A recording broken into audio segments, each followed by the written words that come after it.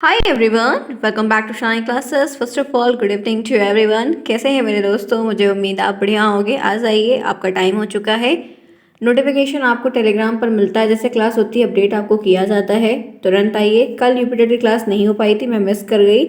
आज आपको होगी, उसके लिए परेशान नहीं होगा। टाइम से आपको हर एक चीज़ मिलेगी। 9 PM पर मैंने क्लास स्टार्ट कर दिया है। आप वहाँ पर भी आइए, क्योंकि आपको इस बार थर्ड सेमेस्टर का एग्ज़ाम देना है, जो कि आपके लिए ही है। मैंने अरेंज किया हुआ है। आई होप मैं बहुत बेस्ट करवाऊँगी। जैसे आपके सिलेबस करवाए हैं वैसे वो भी करवाने का पूरा प्रयास करूंगी। कोई प्रॉब्लम होती तो आप उससे डाउट क्लास में या अपनी क्लास में उस टॉपिक के बारे में चर्चा कर सकते हैं, पूछ सकते हैं। आज की इस क्लास में हम पढ़ने वाले हैं मापन के स्तर, जो कि ये आपका पेपर 1 है। शैक्षिक मूल्यांकन जो आपका पहला पेपर है, उसका ये टॉपिक है। अभी पहला चैप्टर ही चल रहा है। आराम से हर एक बात को बहुत ही क्लियर तरीके से मैं डिफाइन करने का पूरा प्रयास अपनी तरफ से करने वाली हूँ।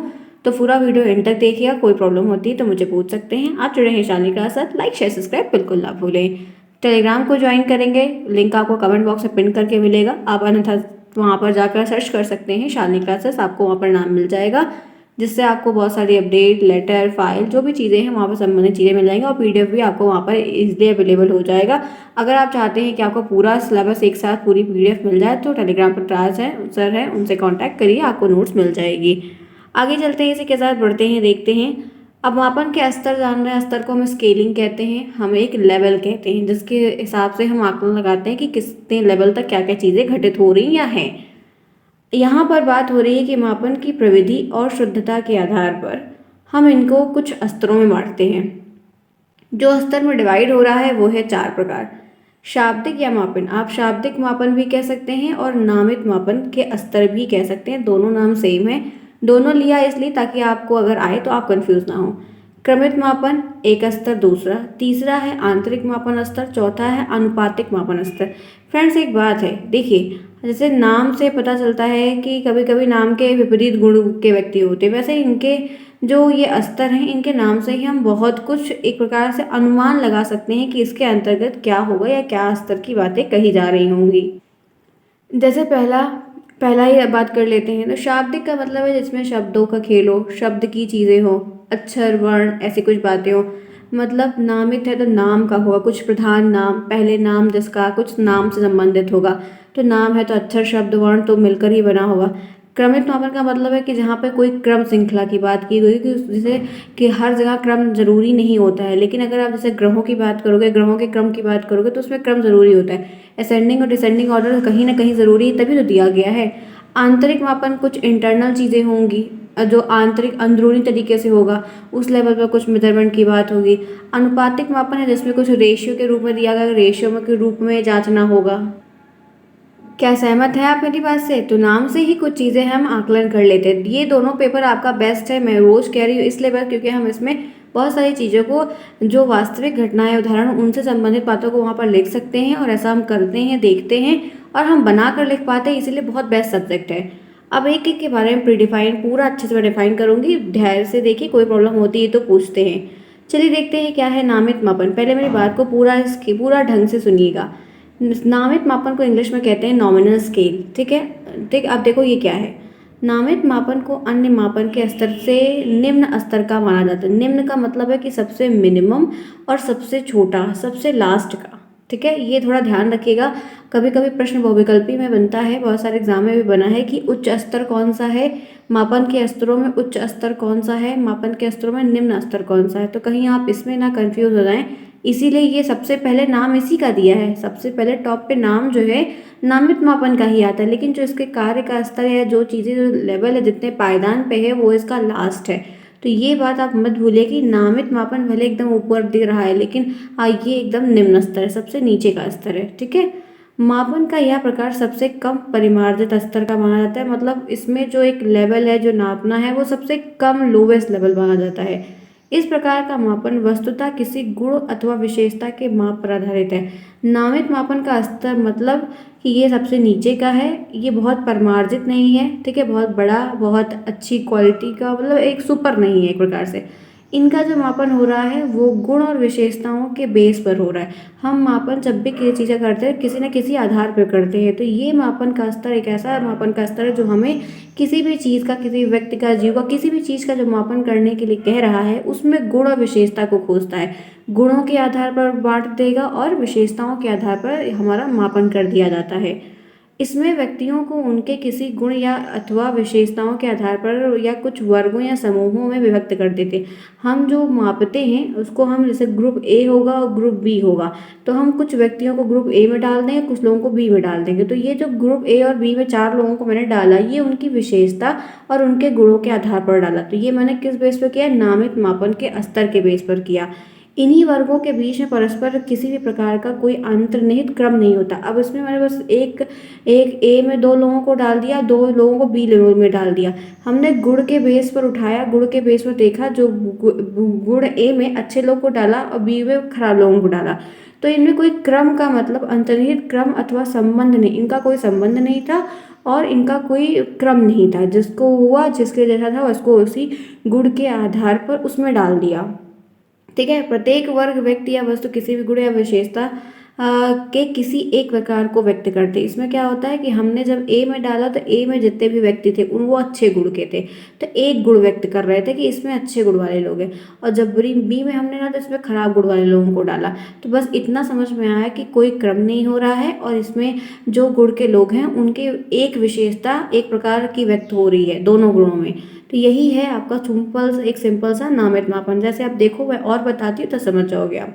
नामित मापन वास्तव में गुणात्मक मापन का प्रकार, क्योंकि जो मापन है वो 2 होता है, एक गुणात्मक होता है और एक मात्रात्मक होता है। तो गुणात्मक मापन जिसमें हम गुण को माप रहे हैं, गुण के आधार पर हम आगे की कल्पना कर रहे हैं, गुण के आधार पर उनको समूहों में और वर्गों में बांट दे रहे हैं, जिसमें गुण के विभिन्न प्रकार और पहलुओं के आधार पर कुछ सुपरिभाषित वर्ग की रचना भी की जाती है। जैसे उदाहरण ले लो तो पेड़ों की अगर हम बात करते हैं, पेड़ बहुत सारे होते हैं। तो पेड़ नीम का, बबूल का, पीपल का, चीड़ का आदि में वर्गीकृत करना। अब आप नीम का पेड़ सोचोगे, नीम और बबूल और पीपल और चीड़ ये सब पेड़ कैसे होते हैं? जैसे आप पूजा पाठ में भी इस्तेमाल करते हो, आप औषधियों में भी इस्तेमाल करते हो, तो इनके बेस पर इनको बांट सकते हो। या लंबाई ऊंचाई के बेस पर नीम का पेड़ बड़ा होता है, बबूल का भी कांटेनुमा पेड़ होता है, पीपल का बड़ा पेड़ होता है, चीड़ का बड़ा पेड़ होता है। या आप जो है बिना शाखाओं वाले पेड़ को बांट दो, शाखाओं वाले पेड़ को बांट दो, शो प्लांट को बांट दो, फूलों को बांट दो, मीठे फल वालों को बांट दो, खट्टे फल वालों को अलग बांट दो, तीखे फल वालों को अलग बांट दो। तो ये कैटेगरी है कि गुणों के हिसाब से। जैसे आप खट्टे फल में बांटोगे तो नींबू लगा दोगे, मौसम्मी लगा दोगे, आंवला लगा दोगे खट्टे फल में, अनानास लगा दोगे वो खट्टे फल में, तो थोड़ा नीचे वाले स्तर पे है लेकिन खट्टा होता है अनानास भी। तो उसे संतरा लगा दोगे तो वो सब क्या है? खट्टे फलों में। मीठे फलों में सेब लगा दो, अंगूर लगा दो, आम लगा दो, तो ये सब मीठे मीठे फल हो जाते हैं। तो वही है कि आप उनके गुणों के स्तर के हिसाब से उनको आप वहाँ पर बांट रहे हैं।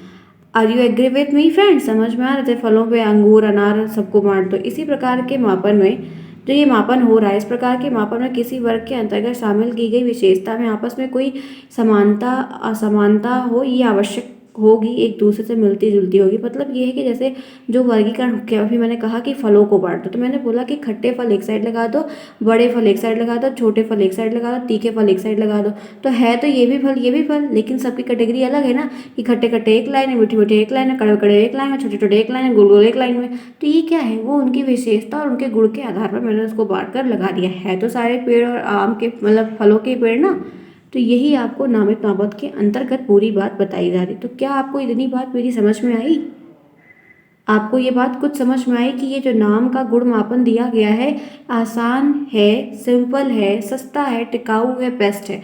क्यों पता है? क्योंकि नाम पे ही अभी ऐसे इतनी बात मैंने बताई, ठीक है। अभी मैं यहाँ पर आती हूँ, अब आपको मैंने अभी पढ़ाया, तो अब मैं आपसे पूछूं अगर कि क्या आपने इससे मेरी बात को सुनकर क्या समझा, तो आपको इतना मुझे बताना है, अपने दिमाग में सिर्फ इतना लगना है कि नामित मापन जो होता है सबसे निचला स्तर होता है, बहुत परिमार्जित नहीं होता है और इसमें क्रमबद्धता नहीं होती है, इसमें कोई क्रमबद्धता नहीं होती।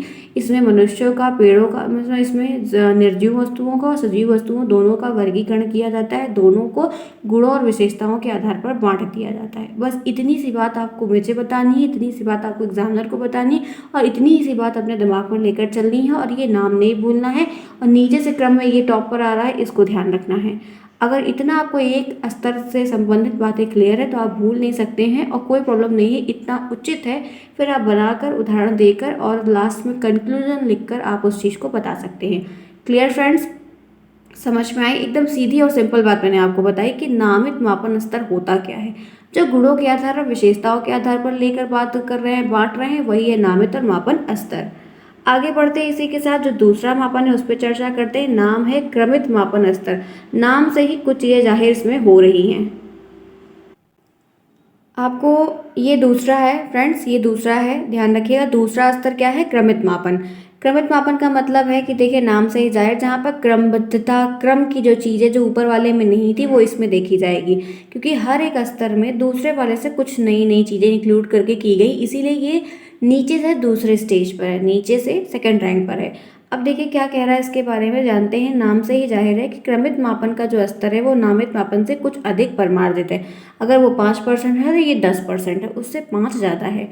यह मापन वास्तव में गुण की मात्रा के आकार पर आधारित होता है। अभी उस ऊपर नीचे वाले में क्या था, ऊपर नामित में हम क्या कर रहे थे, हम उसको गुण के बेस पर, विशेषता के बेस पर उसको डिवाइड कर दे रहे थे, उसके स्तर को आकलन कर ले रहे थे। लेकिन इसमें क्या कर रहे हैं, उनकी जो मात्रा है, जो क्वांटिटी है, उसके लेवल पर हम उसको डिवाइड कर रहे हैं। इस प्रकार के मापन व्यक्तियों और वस्तुओं को उनकी किसी गुण की मात्रा के आधार पर कुछ ऐसे वर्गों में हम डिवाइड कर देते हैं।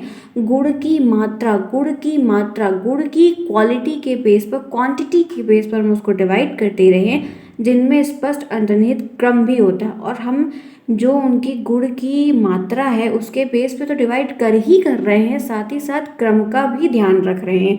तो यही होता है क्रमित मापन स्तर, जो कि दूसरा है। यह क्रम अपने आप में सुस्पष्ट होता है, एकदम क्लियर होता है क्रम। इन वर्गों में प्रत्येक में कोई एक नाम, शब्द, अक्षर, प्रतीक, अंक प्रदान कर दिए जाते हैं। जैसे कि छात्र को उनकी योग्यता के आधार पर हम बांट देते हैं कि जो गुड के लिस्ट में है टॉप 10, जो एवरेज है, जो इंफीरियर है, उनको हम 3 वर्गों में एक क्रमित मापन के स्तर में बांट देते हैं, जो कि एक सस्ता टिकाऊ उदाहरण मैंने आपके सामने इस टॉपिक से संबंधित रखा। आई होप आपको समझ में आ रहा होगा। क्या आपको इतनी बात समझ में आई फ्रेंड्स? आगे देखते हैं। क्रमित मापन में यह आवश्यक नहीं है कि विभिन्न वर्ग के मध्य गुण की मात्रा का अंतर सदैव समान, जो गुण की मात्रा के बेस पर डिवाइड करें, ये जरूरी नहीं कि सब में जो मात्रा है वो सेम हो। अगर किसी के पास 5 क्वांटिटी की, जरूरी नहीं कि सामने वाले के पास ही 5 हो, उसके पास 4 भी हो सकती है। क्रमित मापन में विभिन्न प्रकार के विद्यमान गुण विशेषता की मात्रा भिन्न भिन्न होती है, मात्राएं अलग अलग हो सकती हैं, और इन वर्गों के आधार पर घटते या बढ़ते क्रम में हम इसको व्यवस्थित करके रख सकते हैं कि जिनके पास 5 क्वांटिटी है, मतलब बढ़ते क्रम में है, उनको हम एक तरफ रख दें, जिनके पास उनसे कम है उनको एक तरफ में रख दें।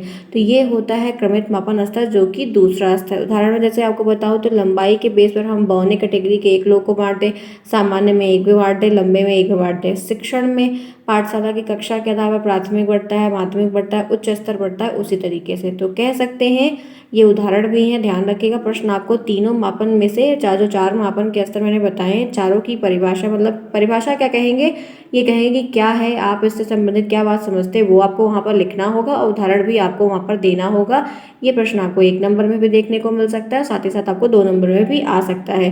कहता है क्रमित मापन में वर्गों को आपस में विशेष विभिन्नता होती है और प्रत्येक वर्ग एक दूसरे से अलग अलग होता है। इस प्रकार का मापन नामित मापन से कुछ सुधरा और मापन कहलाता है। ये उस वाले मापन से कुछ ज़्यादा अच्छा होता है, इसीलिए नीचे से सेकंड रैंक पे होता है। तो मैंने अभी तक आपको सिंपल सिंपल बातें बताई। अब जैसे मैंने आपको पढ़ाया, बताया, ठीक है। अब क्रमित मापन से आप क्या समझ पाए? देखिए फ्रेंड्स, किताब की भाषा बताना ज़रूरी है, क्योंकि ताकि आप जब वहाँ पर लिखते हैं तो आप अपनी भाषा को बनाकर किताब की भाषा में कन्वर्ट करके लिखते हैं, क्योंकि हमें समझने में और बताने में दोनों भाषाओं में फ़र्क होता है। हम जिस चीज़ को लिखते हैं वो अलग भाषा होती है, क्योंकि वो एक समृद्ध भाषा होती है, उसी के बेस पर हमको नंबर मिलता है और मुद्दा हमारा वही रहता है। तो हम आपको जैसे पूरी बात पढ़ाए तो वो सारी किताब की बातें थी जो इससे समझ। अब आपको मैं मोटा मोटा एक पूरा लास्ट कंक्लूजन बता देती हूँ उस स्तर का, ताकि आप भूलो नहीं। तो क्या है, क्रमित मापन का स्तर है कि नाम से ही जाहिर है, मैं पूछूं, एग्जामिनर पूछे, कोई भी पूछे, तो आप यही कह सकते हैं कि सर मैम, नाम से ही जाहिर है कि जिसमें क्रमबद्धता का एक स्वरूप हो, और ये एक ऐसा क्रम होता है जो नामित मापन से उच्च स्तर का थोड़ा सा होता है। ये एक ऐसा मापन का स्तर होता है जिसमें गुणों की मात्रता के बेस पर इनको डिवाइड किया जाता है, कि गुणों की मात्रता बड़ी ज़रूरी है इसमें। फ्रेंड्स, इतनी बात आप समझ पाए, एकदम सिंपल सिंपल बातें मैंने आपको बताई ताकि आपको कोई प्रॉब्लम ना हो। अगर क्लास अच्छी लग रही है और जेन्युइनली आपको समझ में आ रहा है कि हाँ आपने यहाँ 2 स्तर अच्छे से पढ़ लिया, तो फ्रेंड्स लाइक करना बिल्कुल नहीं भूलिएगा। आगे बढ़ते हैं, इसी के साथ चलते हैं तीसरे मापन के स्तर पे, जो है अंतराल मापन स्तर, इंटरनल स्केल। ये क्या है? अंतराल से कुछ समझ में आ रहा है जिसमें गैपिंग कुछ हो, ठीक है। आइए पढ़ते हैं तो जानते हैं कि इसके अंतर्गत है क्या। आंतरिक मापन को अंतराल मापन, इसको आंतरिक मापन या अंतराल मापन दोनों कह सकते हैं, दोनों के नाम से आपको दिख सकता है। अंतराल का तात्पर्य हुआ कि एक निश्चित अंतर, देख लीजिए अभी मैंने आपको बोला है कि नाम से ही जाहिर है। अंतराल का मतलब होता है कि कोई एक निश्चित फिक्स्ड अमाउंट है या फिक्स्ड गैप है कि इतने इतने बेस पर डिवाइड है। इस स्तर या पैमाने के अंतर्गत किसी वस्तु या मनुष्य के किसी गुण का मापन गणितीय इकाइयों और संख्याओं की सहायता से किया जाए। इसमें चाहे कोई वस्तु हो या कोई मनुष्य के गुण का अगर मापन हो रहा है तो उनकी संख्याओं का जो मापन हो रहा है, उनमें जो मापन हम कर रहे हैं, अभी तक हम मापन गुण और गुण की मात्रा के बेस पे कर, लेकिन अब हम मापन संख्या के बेस पर कर रहे हैं। क्योंकि मापन हो रहा है तो गणित गुणा भाग जोड़ घटाना भी तो आना चाहिए, तो वो इस स्तर में है। तीसरे स्तर में हम जोड़ गुणा घटाना संख्याओं का जो खेल हम खेल के मापन कर रहे हैं, वो तीसरे में कर रहे हैं। चाहे वो व्यक्ति की इकाइयों को माप रहे हो या कुछ भी कर रहे हो, हम इस पर संख्या को इंक्लूड करते हैं और संख्या के आधार पर हम इसका मापन करते हैं।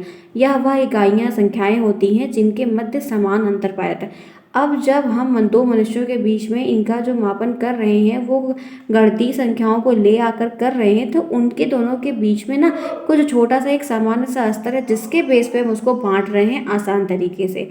आगे बढ़ते हैं, देखते हैं। जैसे यहाँ पर देखिए 2 4 6 8 10 3 6 9, ये क्या है? आप इवन नंबर कह सकते हो, ऑड नंबर कह सकते हो, आप ये भी नहीं, ये भी छोड़ो।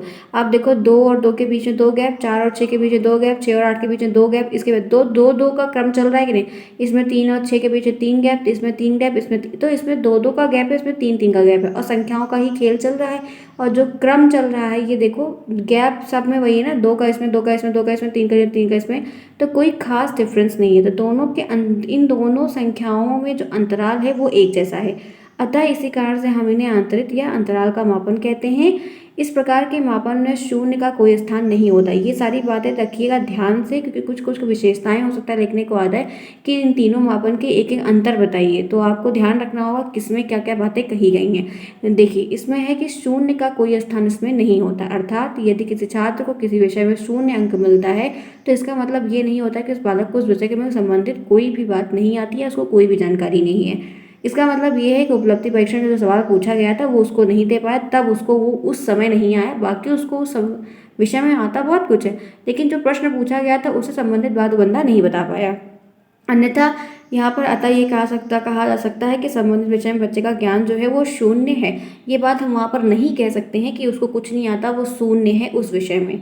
ठीक है। अब देखिए कहता है आंतरिक मापन को नामित मापन और क्रमित मापन से भी, ये नीचे से थर्ड रैंक पर है, नीचे से थर्ड रैंक पर है क्योंकि ये नामित और क्रमित से ऊपर है।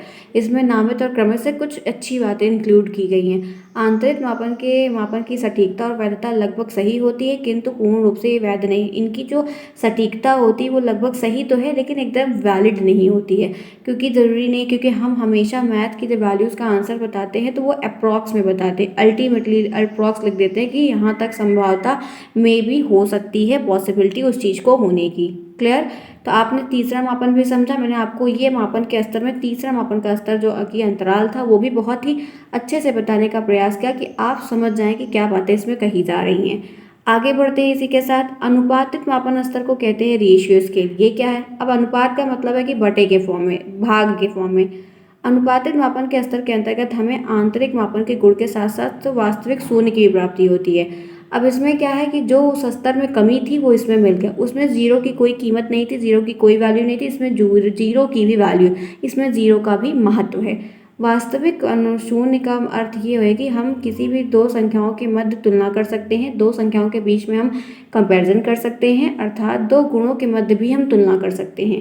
वास्तविक शून्य बिंदु ही मापन का प्रारंभिक बिंदु होता है, क्योंकि जब हम मापन करते हैं, किसी भी चीज़ की शुरुआत करते हैं, तो इसका जो मापनी का स्केल है वो 0 से शुरू हो रहा है, ना कि 1 से शुरू हो रहा है, तो इसीलिए इसमें 0 को भी शामिल किया गया।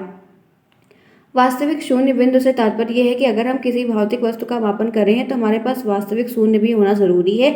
जब हम कोई फिजिकल क्वांटिटी का मेजरमेंट कर रहे हैं तो हमारे पास जो एब्सोल्यूट जीरो वैल्यू होती है उसका भी होना ज़रूरी है। यदि हम किसी वस्तु या मनुष्य की लंबाई को नापते हैं तो हम देखते हैं कि शून्य बिंदु से कहाँ तक उसकी लंबाई बढ़ी है, 0 से नापते हैं। यदि हम किसी वस्तु या मनुष्य का भार नापते हैं तब भी हम 0 से नापते हैं कि उसका कितना अधिक वजन बढ़ा है। ठीक है, आगे देखते हैं, कह रहा है अतः वास्तविक शून्य बिंदु मापन का आधार बिंदु है जहाँ से मापन हम शुरुआत करते हैं। इसमें एब्सोल्यूट जीरो और वास्तविक शून्य की वैल्यू को इसलिए इंक्लूड किया गया क्योंकि इसमें मेनली भौतिक मापन हो रहा है। क्योंकि हम कोई भी चीज़ का जो मापन करते हैं वो हमेशा जीरो से गिनते हैं कि हम जीरो से शून्य से लेके कहाँ तक बढ़े।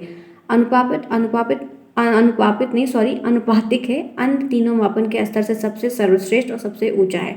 जो कि आपको पूछता है कि सबसे सर्वश्रेष्ठ कौन सा मापन का स्तर है, तो वो है अनुपातिक। तथा इसके द्वारा किया गया मापन सटीक और वैध भी है, क्योंकि हम जब जीरो से माप रहे हैं तो हम शुरुआत से ही जब गलतियों को या शुरुआत से ही आकलन करते आ रहे हैं, तो जिसके बेस पर हम एकदम सटीक वैल्यू को बताते हैं, कोई अनुमान लगाकर वैल्यू नहीं बताते हैं। अनुपातिक मापन को पूर्ण रूप से मात्रात्मक होता है क्योंकि ये मात्रा के बेस पर चलता है, गुण के बेस पर नहीं चलता। इस प्रकार के मापन को हम अनुपात के रूप में, बटे के रूप में भी लिख सकते हैं, 1/2, 2/3, 3/2, 6/7 और 8/4। सबसे पहले देखो, अब ये तो एक कंक्लूजन है जो कि मैं अभी आपको बताऊंगी। तो फ्रेंड्स, यहाँ तक बात क्लियर आई, चारों स्तर समझ पाए। आई होप आज आप बहुत बेस्ट तरीके से ये क्लियर कर लिए होंगे कि ये मापन का स्तर क्या है, आपको क्या बताया जा रहा है। आइए देखते हैं, ये कंक्लूजन है जो मैं देना चाहती हूँ, ध्यान से देखिएगा। सबसे पहले नामित मापन का स्तर आता है, जिसमें मापन के स्तर का सबसे निचला स्तर या हिस्सा मानते हैं, अर्थात यह सबसे निम्न मापन का स्तर होता है। नामित स्तर से ऊपर का जो होता है वो क्रमित स्तर होता है और इसे नामित स्तर से उच्च माना जाता है। क्रमित स्तर के बाद जो आता है वो अंतराल स्तर आता है, जो कि क्रमित से बेहतर होता है। अतः अंत में अनुपातिक मापन स्तर आता है, जो मापन की क्रिया में सबसे सर्वश्रेष्ठ और उचित होता है। तो ये मापन के स्तर का जो एक, क्योंकि लेवल में कौन टॉप रैंक पे है वो बात ध्यान रखनी पड़ती है, जो कि मैंने आपको बता दिया। क्लियर फ्रेंड्स, आई होप आपको सिंपल बातें बहुत सटीक तरीके से मैंने बताई और बेस्ट तरीके से मैंने बताया कि आप अच्छे से कर ले जाए। जैसे संबंधित कुछ प्रश्न है, मापन की भूमिका। आइए मैं कुछ प्रश्न भी आज लेकर आई हूँ कि 3-4 प्रश्न भी दिखाऊं ताकि आपको एक इंटरेक्शन बने। मापन की भूमिका: वस्तु को संख्या देना, घटना को संख्या प्रदान करना, नियम अनुसार संख्या प्रदान करना, उपयुक्त सभी। तो मापन की भूमिका क्या है? मापन का एक जो आधार है, जो अस्तित्व है, वो क्या है? मापन से क्या लग रहा है? मेजरमेंट से क्या सीखा? इतने दिनों की क्लास में क्या सीखा? बताओ आप लोग, अपने आंसर ज़रूर बताइएगा। तो यहाँ पर बताते हैं ये सभी, वस्तु को संख्या भी देते हैं, घटना को देते हैं और नियम अनुसार संख्या भी प्रदान करते हैं। मापन के प्रकार के कितने चर हैं? दृष्टि मापन के दृष्टि से हम कितने चर देखते हैं? गुणात्मक, मात्रात्मक, दोनों। तो अभी हमने जब पढ़ा इतने मापनों के स्तरों को, तो ये दोनों शब्द दोनों आए थे, यानी कि सी ऑप्शन सही है। गुण की भी बात हमने देखी और हमने मात्रा की बात को भी देखा। आइए तीसरा है, मापन के अंतर्गत छात्रों के मात्र एक पहलू को मापा जाता है, इसलिए उसको क्या कहते हैं? कम समय लगता है, ज़्यादा समय लगता है, धन अधिक लगता है, इनमें से कोई नहीं। जब किसी आप सिर्फ लंबाई को माप रहे हैं, 10 लड़के खड़े हैं, फटाफट सिर्फ लंबाई को नापता है, तो कम समय लगेगा ना, क्योंकि आपको पहले से पता है, एक ही चीज़ आप माप ले रहे हो। ठीक है। मापन के प्रकार कितने होते हैं? नामित और क्रमित, अनुपातिक और आंतरिक, दोनों कोई नहीं। तो सी ऑप्शन यहाँ पर सही होगा। क्लियर फ्रेंड्स, समझ में आ रही? सिंपल बातें आपको मैंने यहाँ पर बताई। तो ठीक है फ्रेंड्स, ये 3 प्यारे प्रश्न लिए थे, मैंने आपके साथ शेयर किया, बताया, अपना बेस्ट तो दिया मैंने आज। कैसी लगी क्लास? फीडबैक दीजिएगा। नोट्स इसको लेनी टेलीग्राम पर ले सकते हैं। बात करते हैं फिर नेक्स्ट में, तब तक के लिए take care, bye bye, see you soon. Feedback जरूर दीजिएगा क्लास का कैसा रहा।